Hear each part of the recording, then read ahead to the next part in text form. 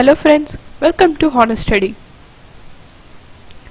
Today in this lecture, let's see the topic Discovery of Protons under the lesson Structure of the Atom. Discovery of Protons. An atom is electrically neutral, but the formation of cathode rays has shown that all atoms contain negatively charged electrons. So, atoms must also contain some positively charged particles to balance the negative charge of electrons. This was the basis of the discovery of protons. Before the identification of electron, Goldstein in 1886 discovered the presence of new radiations known as canal rays or anode rays.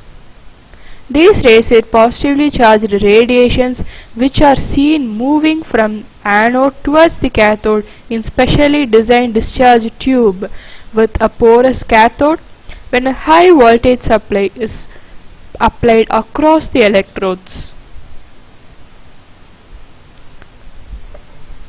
Porous cathode is used to provide the path for passing anode rays. It led to the discovery of another subatomic particle, the proton.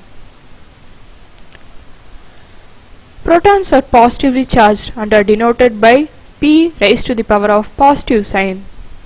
The charge present in the proton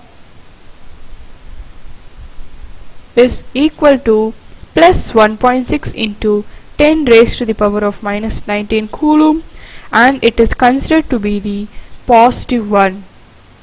The mass of the proton is equal to 1.6 into 10 raised to the power of 27 kilogram. Thank you friends. Like, share and subscribe Honest Study and join our Telegram channel.